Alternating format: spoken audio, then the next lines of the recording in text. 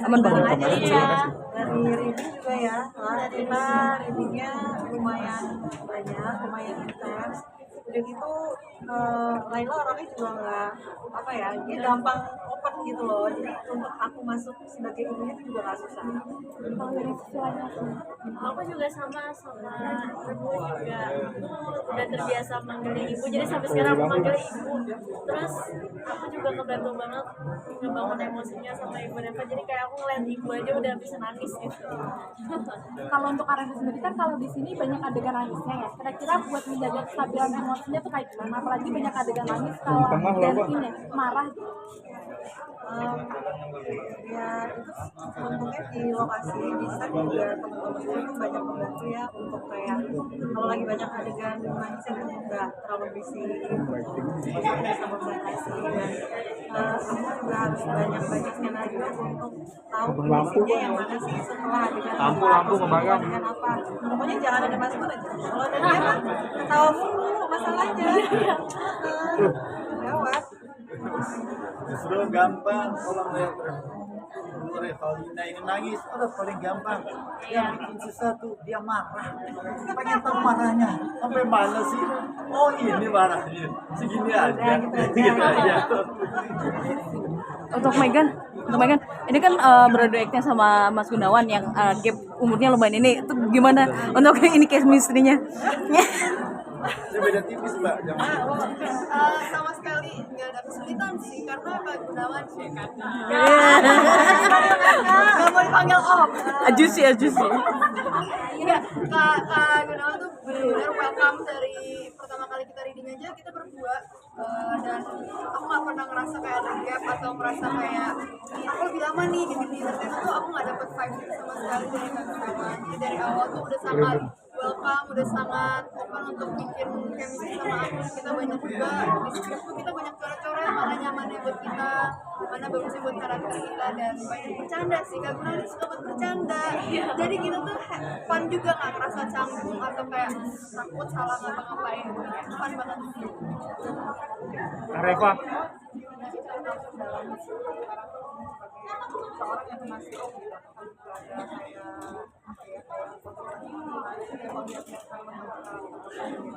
Ya ada referensinya. Kebetulan Robert punya referensi banyak memanggil dong dan juga ada teman saya menanyakan gejala-gejala itu seperti apa sih akibatnya dan bagaimana gitu, terutama fisik ya, dan juga cara bicaranya seperti apa. Itu dapat referensi kira-kira sebelum kita syuting, jadi saya banyak melihat dan mempraktekkan di saat sebelum syuting.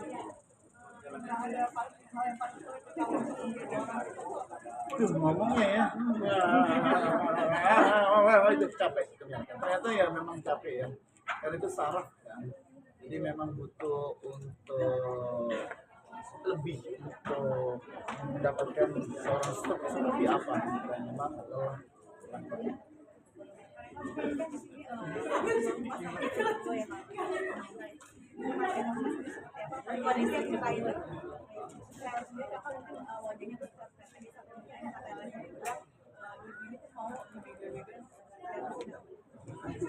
Ya, ya itu balik lagi ya, kalau ngelihat karakter Sarah tuh kayaknya susah untuk diterima nggak sih? Karena kita sebagai perempuan ya, kok bisa sih?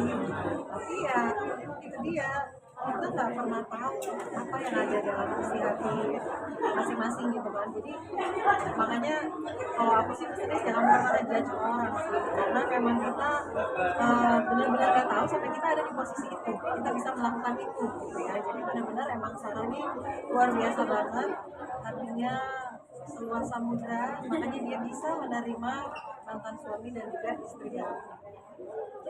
Reva.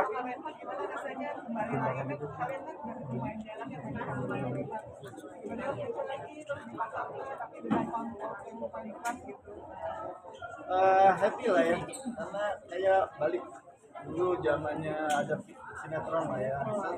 Kebetulan nggak pernah ketemu, tapi pernah menjadi pacar anak saya di saat itu.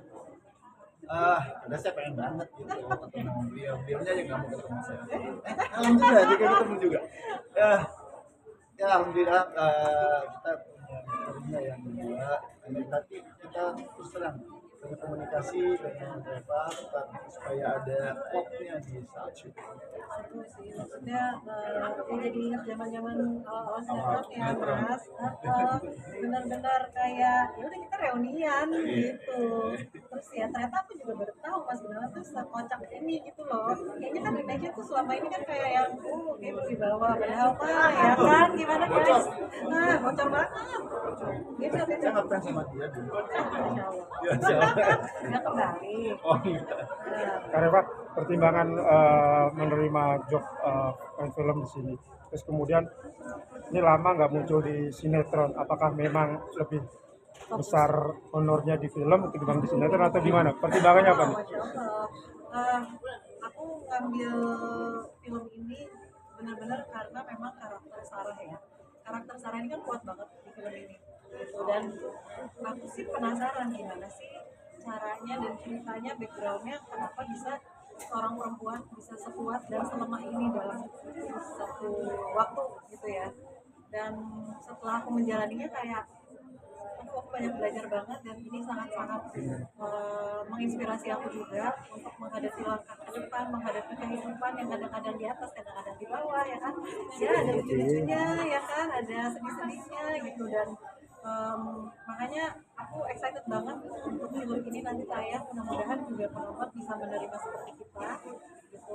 Dan itu kenapa jarang di sinetron karena memang waktunya kalau sinetron itu kan streaming tuh udah setiap hari ya, Senin sampai Sabtu. Sedangkan aku punya anak-anak di rumah yang aku kayak nggak bisa pisah gitu sama mereka. Jadi aku udah pernah syuting sinetron 2 tahun lalu, tapi efeknya kayaknya kurang baik ke anak-anak. Mereka jadi waktu sama aku tuh jadi berkurang banget. Dan akhirnya aku memutuskan untuk kayaknya lebih enak syuting film ya, jadi kan kayak project aja, kita kayak 9 kelar gitu, itu lebih enak. Bagi waktunya gimana dengan anak-anak dan job film ini? Ya alhamdulillah kalau film waktunya lebih fleksibel, iya pokoknya kalau mereka libur aku udah kasih. Terus juga kalau waktunya sebentar-sebentar bisa bawa mereka, biasanya aku bawa. Suka bawa anak-anak ke lokasi syuting gitu? Ya. Untuk Megan di sini karakternya sesuai usia dirimu atau dibikin tua aja sih sebenarnya? Di sini sebenarnya karakternya Anissa itu pastinya udah 20 ke atas ya. Dia udah kerja. Setelah dia bertemu sosok lelaki di satu kerjaan. Jadi memang mungkin bisa dibilang lebih tua sedikit dari aku. Mereka di perasaan sebelumnya kan juga di orang kerja gitu ya. Apa sih yang menarik buat kamu sampai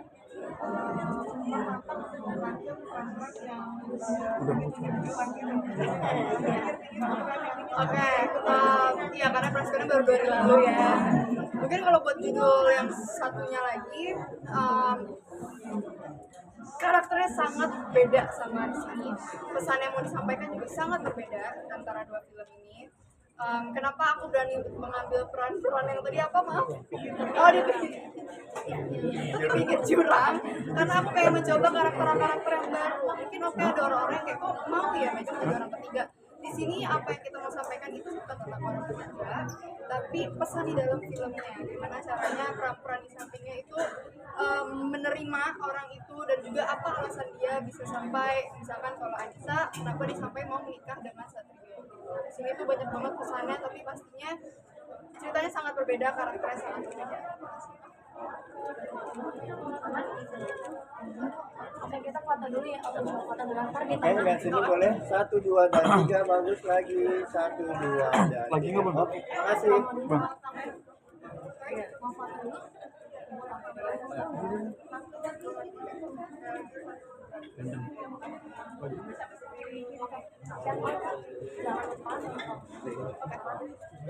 Disebut apa?